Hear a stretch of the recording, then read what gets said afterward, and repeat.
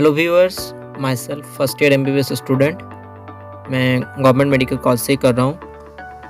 मैं नीट 23 में मेरा स्कोर था 597। फिज़िक्स में मुझे 158 मिला था। मैंने अपनी पूरी पढ़ाई BS सेट से ऑनलाइन क्लासेस में ही की है। अभी नीट का जो पेपर आ रहा है, नीट के पेपर में फिज़िक्स का पेपर बहुत ही ईजी कर दिया जा रहा है। तो उस वजह से फिज़िक्स में लगभग सारे क्वेश्चन ही आपको करने पड़ेंगे। कम से कम 45 में से 40 क्वेश्चंस तो आपको पूरे सही करने ही पड़ेंगे, तब जाकर आपका सिलेक्शन होने का चांस रहेगा। तो इस वीडियो में मैं मेरा जो स्ट्रैटेजी था फिज़िक्स के लिए वो शेयर कर रहा हूँ। फर्स्ट ऑफ ऑल, मैंने 2022 के नीट के बाद से ही BS सर के जो रेगुलर बैच के क्लासेस हैं वो मैंने ज्वाइन कर लिए थे। अभी BS सर के लेक्चर्स खजाना सेक्शन में फिज़िक्स वाला में अवेलेबल है, और वहाँ के रेगुलर लेक्चर्स तो है ही, और साथ ही साथ BS सर के क्रैश कोर्स में भी हैं। तो पहले ही मैं बता रहा हूँ कि BS सर के रेगुलर बैच और क्रैश कोर्स में डिफरेंस क्या है। देखिए, रेगुलर बैच में सर ने लगभग सारा कंटेंट कवर कर दिया है, और सर का जो कंटेंट है वो NCERT बेस्ड ही है, और सर ज़्यादा कॉम्प्लेक्स क्वेश्चन, कॉम्प्लेक्स टॉपिक को नहीं लेके चलते।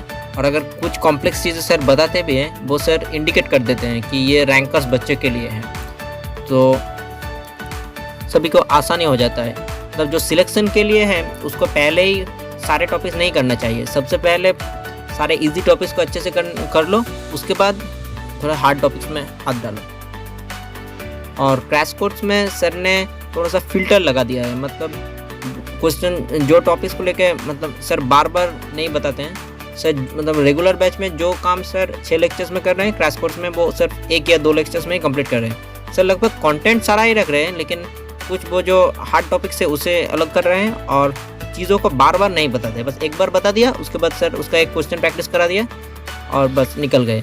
और रेगुलर बैच में सर एक टॉपिक बताता है, उसको लेकर जितने टाइप के क्वेश्चन आते हैं वो सब डिस्कस करते हैं। मतलब क्वेश्चन डिस्कशन थोड़ा ज़्यादा होता है। और क्रैश कोर्स अगर आप कर रहे हैं तो फिर आपको अलग से क्वेश्चन प्रैक्टिस करना पड़ेगा, तब आपका इक्वल होगा। मैंने लास्ट के 6 चैप्टर्स क्रैश कोर्स से ही किए थे, क्योंकि मेरा टाइम मैनेजमेंट ठीक से नहीं हो रहा था। उस वजह से मुझे पता था रेगुलर बैच में करूँगा तो फिर नीट के 2 महीने पहले मेरा पूरा सिलेबस नहीं ख़त्म होगा। मतलब नीट के जस्ट 30 दिन पहले अगर ख़त्म होगा ना, तो उससे ज़्यादा फ़ायदा नहीं होगा। तो इसलिए मैंने क्रैश कोर्स ले लिया था। क्रैश कोर्स में ही मैंने लास्ट का 6 चैप्टर्स किया था, तो मुझे ज़्यादा फ़र्क नहीं मिला। मैंने बस क्रैश कोर्स में किया था और क्वेश्चन प्रैक्टिस थोड़ा कर दिया था, और उन चैप्टर से मैं क्वेश्चन कर पाया। तो आप जहाँ पर भी हो, अगर आपको कुछ चैप्टर सबको लगे कि ये टफ लग रहे हैं, तो फिर आप BS सर के लेक्चर्स देख के उन चैप्टर्स को कर सकते हो। आप चैप्टर कहाँ से कर रहे हो इसका कोई मतलब इम्पैक्ट नहीं पड़ेगा आपके प्रिपरेशन में। अगर आपको किसी सेट से कोई एक चैप्टर दिक्कत हो रहा है तो आप BS सर से आके एक बार ट्राई कर सकते हो। और अगर आप पहले से ही BS सर से पढ़ रहे हो तो फिर तो ये बहुत ही अच्छी बात है। तो मैं पहले बता रहा हूँ कि लेक्चर्स आपने देखा, पहले मैं जब देखता था तब लेक्चर्स नॉर्मल स्पीड में देख रहा था, और फिर जब मेरा BS सर के साथ मतलब रेजोनेंस मैच हो गया तब मैंने स्पीड बढ़ा दिया, और मैं 1.5x 2x में भी देख लेता हूँ। लेकिन जो चीज़ मुझे मतलब समझ नहीं आया एक बार, उसको मैं वहीं पर स्टॉप करता हूँ और एक और बार रिवाइंड करके वो टॉपिक फिर से देख लेता हूँ। ठीक है, ऐसे ही।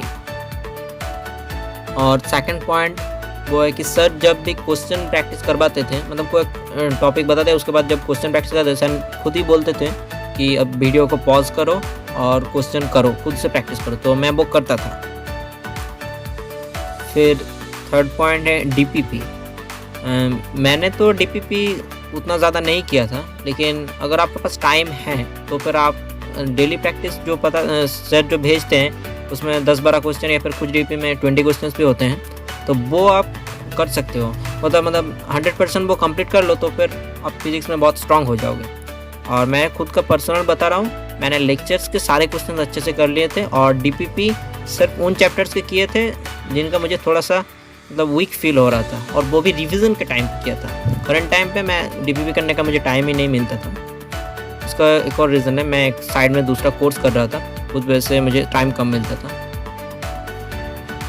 और अब बताते हैं रिवीजन का स्ट्रैटेजी। चैप्टर आप जब भी पहले स्टार्ट करोगे, सपोज आपने फर्स्ट चैप्टर किया, उसके बाद सेकंड चैप्टर किया, उसके बाद थर्ड चैप्टर चल रहा है, तो जब थर्ड चैप्टर चलेगा तब आप फर्स्ट चैप्टर में एक बार लौट आएंगे और फर्स्ट चैप्टर के नोट्स पहले पूरा देख लीजिए। और फिर उसके क्वेश्चन कीजिए। मतलब आधा घंटा नोट्स देख लिया और उसके बाद 10 क्वेश्चन कर लिया, मतलब 40 मिनट में एक चैप्टर का रिवीजन कंप्लीट हो जाएगा। इस तरह से मतलब जब 3rd चैप्टर चल रहा है तब 1st चैप्टर का रिवीजन कीजिए। जब आपका 15 चैप्टर चल रहा है, मतलब 15 चैप्टर हो गया आपका, तब पिछले जो चैप्टर्स हो चुके हैं उनमें से जो आपको थोड़ा सा टफ लगे और वो थोड़ा सा इंपॉर्टेंट भी है नीट के एस्पेक्ट में, उन चैप्टर्स को अच्छे से कीजिए, फिर से रिवीजन कीजिए, नोट्स देखिए, उसके बाद क्वेश्चन प्रैक्टिस कीजिए। फिजिक्स का यही फंडा है, आप जितना ज़्यादा क्वेश्चन प्रैक्टिस करेंगे और क्वेश्चन कर पाएंगे उतना ही आपका स्कोर बढ़ जाएगा। और एक क्वेश्चन प्रैक्टिस कोई मतलब एनसीईआरटी बेस्ड क्वेश्चन में ही कीजिएगा, कोई बाहर का क्वेश्चन मत उठाइएगा। जहाँ पर भी एनसीईआरटी बेस्ड क्वेश्चन है वही प्रैक्टिस कीजिए।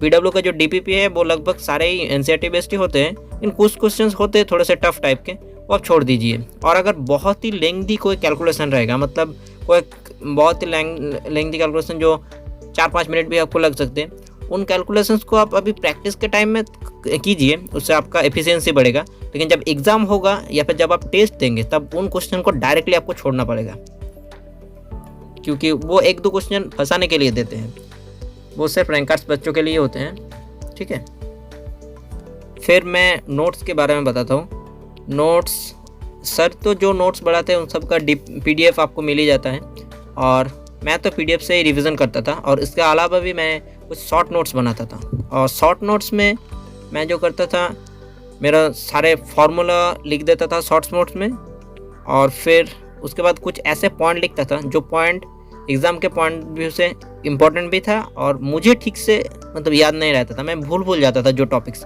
जो पॉइंट्स, जो छोटे छोटे कुछ ऐसे टर्म्स थे वो मैं भूल जाता था, तो उनको मैं शॉर्ट नोट्स में ऐड करता था और सारे फार्मूला लिख देता था, ताकि मेरा न्यूमेरिकल सारे बन जाए, और कुछ न्यूमेरिकल करने के लिए कुछ जो डाटा ज़रूरत है वो भी मुझे थोड़ा सा याद रख जाए।